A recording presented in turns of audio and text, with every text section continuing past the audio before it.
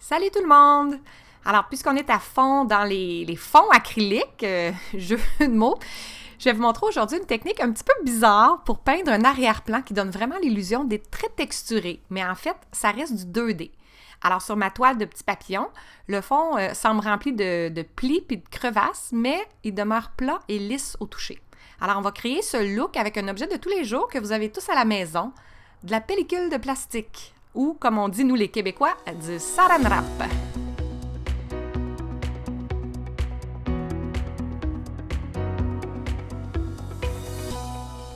Pour cette démonstration, j'ai choisi des couleurs dans les teintes de vert et jaune pour faire un fond de feuillage d'été. Une de mes couleurs est une Dina de la gamme Studio acrylique de PBO. C'est une peinture iridescente et chatoyante qui change du vert au jaune selon le reflet de la lumière. J'ai choisi mon jaune le plus pâle pour couvrir ma base d'une première couche unie.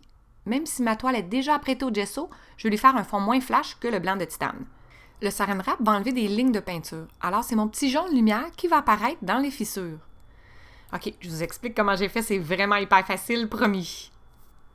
Avant de peindre ma première couche de base, je vaporise un peu d'eau sur ma toile pour bien l'humecter et faciliter l'application de la peinture. J'étends la mince couche d'eau avec un pinceau plat. J'applique ensuite ma couleur sur la toile. Je laisse sécher complètement avant de passer à la prochaine étape. C'est vraiment pas très long avec l'acrylique, une quinzaine de minutes, puis le tour est joué. Ensuite, je viens préparer mes couleurs. Moi, je travaille avec ce qu'on appelle un plateau de boucher en guise de palette, mais inquiétez-vous pas, c'est fait pour la peinture. J'aime ça parce que c'est facile à nettoyer, puis ça gaspille pas des feuilles de papier palette inutilement. Sinon, des contenants de plastique recyclé dans lesquels les aliments sont emballés, ça fait bien le travail aussi. Alors, si vos peintures sont visqueuses ou un peu épaisses, puis moi c'est le cas de mes acryliques de PBO, diluez-les avec un petit peu d'eau avant de les appliquer pour vous donner plus de temps pour jouer avec. Prochaine étape, j'applique mes couleurs sur ma toile. Alors, toujours avec mon pinceau plat synthétique, je vais en faisant des taches aléatoires. Je les fonds pas autant que dans les autres techniques. J'ai rien de précis en tête. À cette étape, honnêtement, je sais même pas encore quelle sera l'image que je peindrai sur ce fond.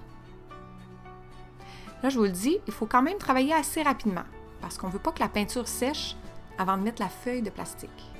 Bien là, pas si rapidement que ce que vous voyez à l'écran, là, on s'entend que je vous montre la vidéo en accéléré. Je recouvre maintenant de pellicule de plastique toute ma toile. Vous pouvez utiliser plusieurs morceaux. Moi, j'en ai besoin de 2.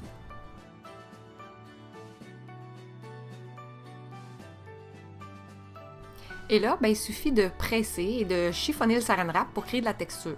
Plus vous le chiffonnerez, plus vous obtiendrez des motifs de plis. Vous me voyez essayer de pousser les bulles d'air à l'extérieur, mais c'est pas nécessaire.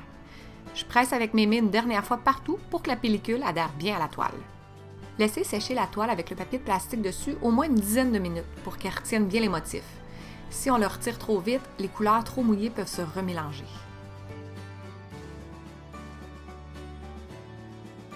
Et voilà, on a un beau fond au look très texturé.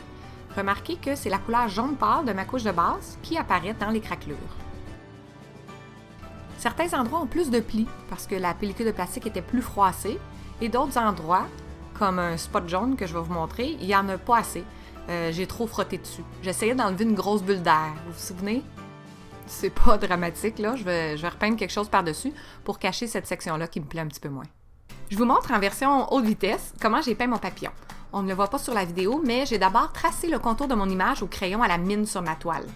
N'allez pas croire que je peins une image comme ça, à la main levée, directement sur mon fond, sans avoir fait un croquis avant. Alors, c'est pas vraiment un exercice ou un projet que je veux que vous reproduisiez nécessairement tel quel. Le but du module, c'était simplement de vous montrer une façon un peu farfelue de faire un fond différent à l'acrylique. Mais pour ceux que ça intéresse, je fournis en annexe la photo de référence du fameux papillon tigré du Canada.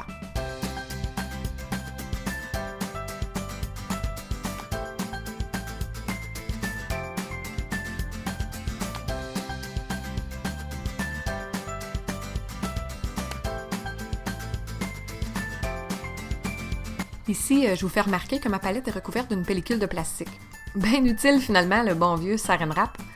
En fait, c'est que j'ai laissé sécher une quinzaine de minutes la première couche de mon papillon avant de venir faire les détails, puis j'ai recouvert mes peintures pour pas qu'elles sèchent trop vite.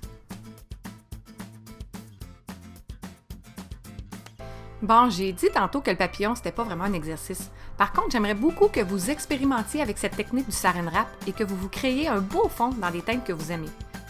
Et c'est sûr qu'il y aura une occasion de l'utiliser plus tard dans un autre cours de mixed media de cette série. Moi, j'aime avoir des fonds déjà prêts pour des petits projets amusants. Même que quand j'ai des restants de peinture acrylique, vu que je peux pas le remettre dans le tube, ben je l'étends sur une toile, puis ça me fait une première couche de base pour un projet futur. Vive la récupération!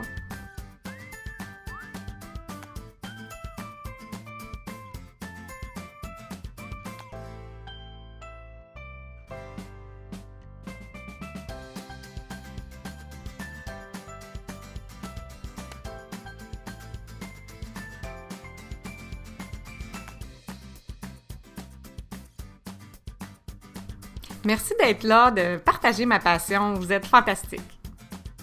On se revoit bientôt!